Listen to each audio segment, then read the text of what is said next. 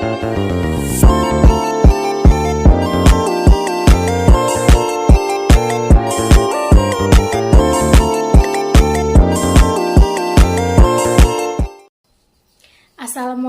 warahmatullahi wabarakatuh.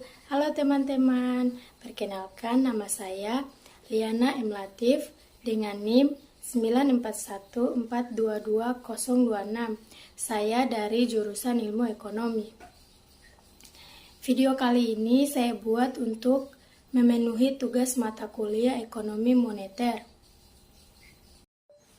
Nah, pada video kali ini saya akan penjelasan mengenai yang pertama, pengertian instrumen kebijakan moneter. Yang kedua, pengelompokan instrumen moneter yang bersifat direct dan indirect. Yang ketiga, persamaan dan perbedaan instrumen moneter yang bersifat direct dan indirect. Baik, langsung saja pada pengertian instrumen kebijakan moneter. Instrumen kebijakan moneter adalah alat atau mekanisme yang digunakan oleh bank sentral untuk mengendalikan suplai uang, suku bunga, dan aktivitas keuangan lainnya dalam perekonomian. Tujuan utamanya adalah untuk mencapai stabilitas harga, pertumbuhan ekonomi yang sehat, dan stabilitas sistem keuangan. Contoh instrumen kebijakan moneter termasuk pada pengaturan suku bunga, operasi pasar terbuka, dan penetapan cadangan bank. Yang kedua, pengelompokan instrumen moneter direct dan indirect. Yang pertama, instrumen moneter langsung atau direct monetary instrument. Ini adalah instrumen yang memberikan kontrol langsung pada pasokan uang dalam perekonomian. Contoh-contohnya termasuk kebijakan suku bunga. Bank sentral menggunakan suku bunga untuk mengendalikan tingkat pinjaman dan investasi dalam perekonomian. Yang kedua, cadangan wajib bank. Bank sentral menetapkan jumlah minimum uang yang harus dipinjam oleh bank sebagai cadangan, yang mempengaruhi likuiditas dan kemampuan bank untuk memberi pinjaman. Yang ketiga, operasi pasar terbuka.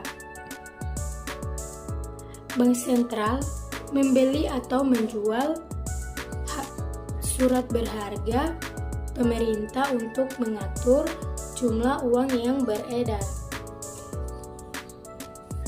Yang kedua, instrumen moneter tidak langsung atau indirect monetary instrument. Ini melibatkan instrumen yang mempengaruhi pasokan uang melalui mekanisme atau kebijakan yang tidak langsung. Contoh-contohnya termasuk yang pertama, kebijakan fiskal. Pemerintah menggunakan kebijakan pajak dan pengeluaran untuk mempengaruhi aktivitas ekonomi yang dapat mempengaruhi tingkat suku bunga dan inflasi.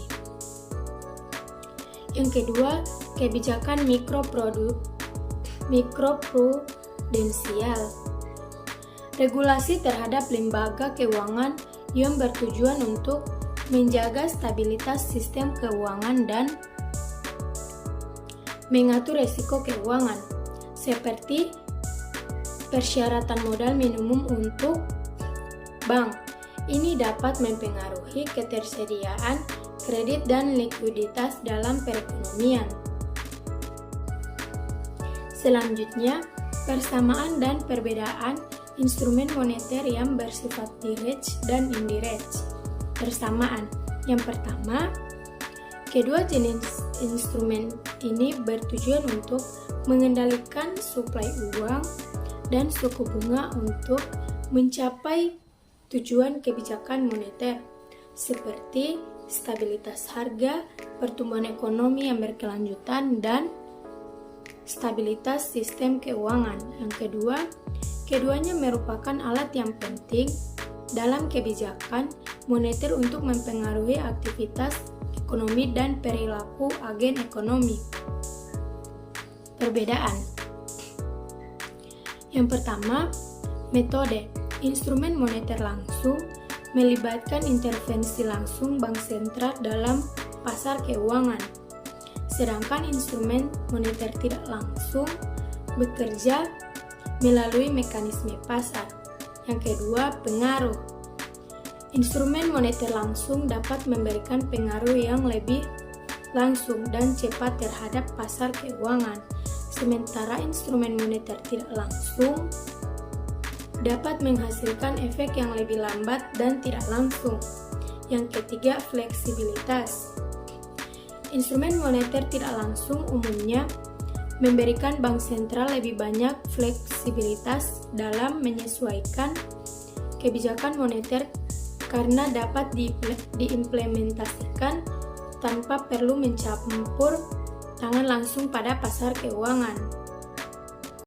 Baiklah, itulah penjelasan video dari saya mengenai pengertian instrumen kebijakan moneter, pengelompokan instrumen moneter yang bersifat direct dan indirect, dan yang terakhir, persamaan dan perbedaan instrumen moneter yang bersifat direct dan indirect.